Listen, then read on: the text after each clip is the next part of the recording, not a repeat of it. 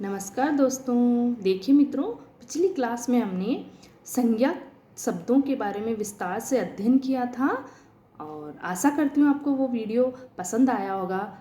यदि आपको वीडियो पसंद आया है तो आप लाइक कर सकते हैं, शेयर कर सकते हैं, लेकिन वो आपकी इच्छा पे डिपेंड करता है।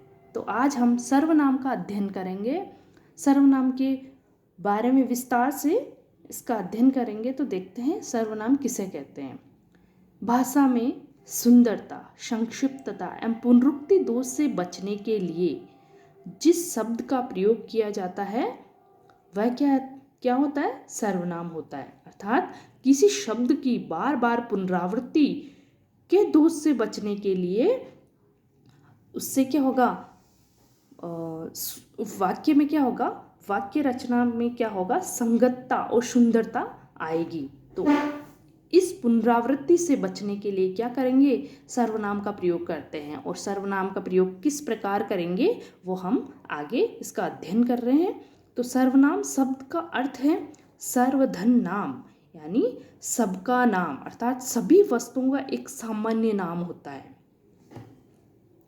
संसार में जो कुछ भी जात है या अजात प्राणी, स्थान, वस्तु या भाव के नाम, अर्थात सभी संज्ञा शब्दों के लिए जिन सामान्य शब्दों का प्रयोग किया जाता है वही क्या है? सर्वनाम कहलाते हैं।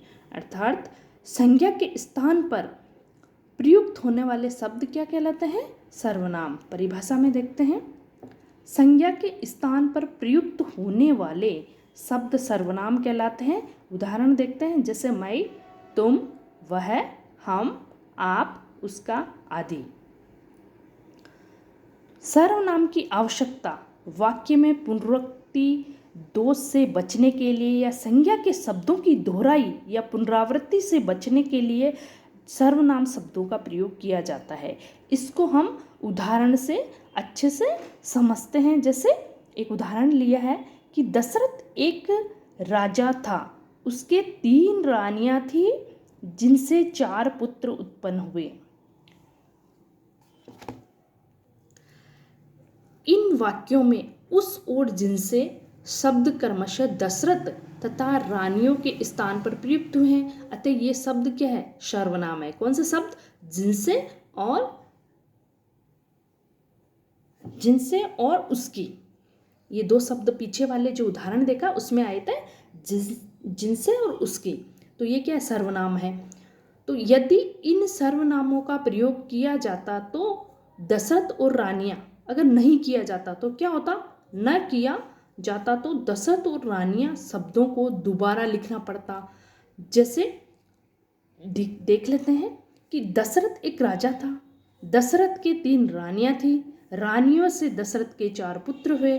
इस वाक्य में क्या हुआ? दशरथ शब्द क्या हुई? पुनरावृत्ति हुई। और रानियों की, ये 2 शब्द दशरथ और रानियों शब्द की क्या हुई? बार बार पुनरावृत्ति हुई, जिससे क्या है कि वाक्य की सुंदरता इतनी अच्छी नहीं बन पड़ती है।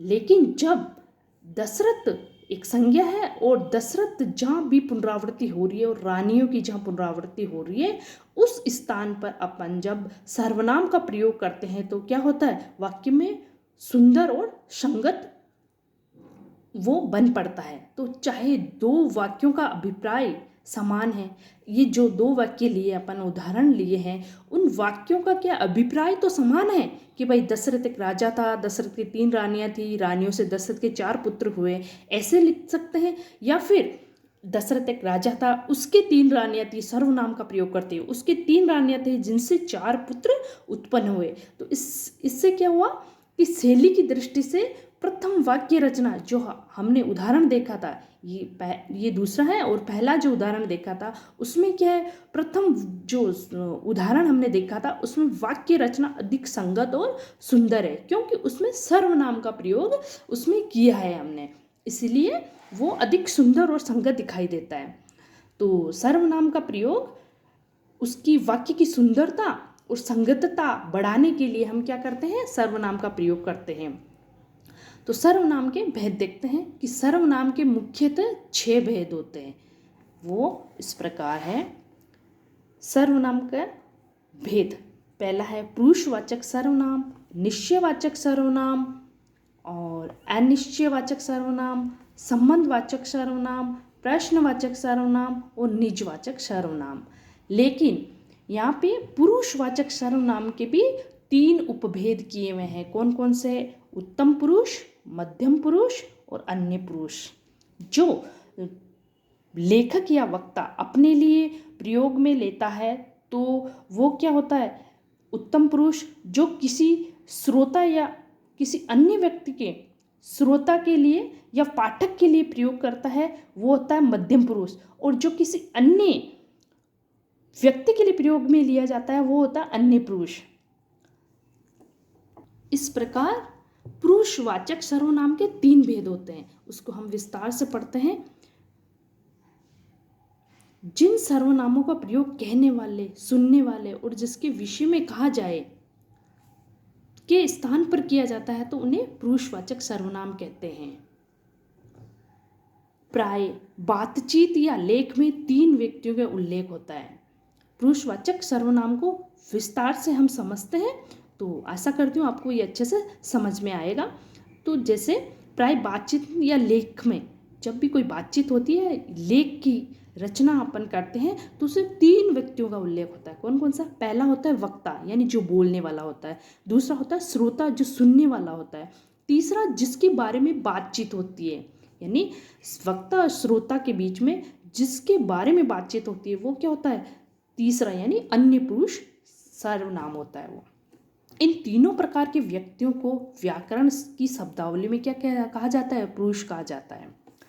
जिस सर्वनाम का प्रयोग वक्ता लेखक अपने लिए, श्रोता पाठक के लिए एवं किसी अन्य व्यक्ति के लिए प्रयुक्त होने वाले सर्वनाम को पुरुषवाचक सर्वनाम कहते हैं।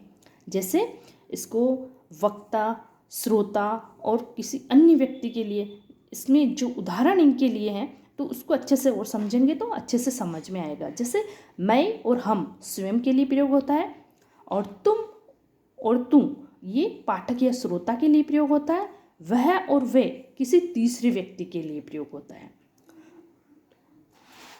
तो अब पुरुषवाचक सर्वनाम के भेदों को क्या है विस्तार से समझते हैं। पहला है उत्तम पुरुष, दूसरा है मध्यम पुरुष और तीसरा है अन्य पुरुष। इनको विस्तार से अगली क्लास में इनका अध्ययन करेंगे। तब तक के लिए जय हिंद, जय भारत।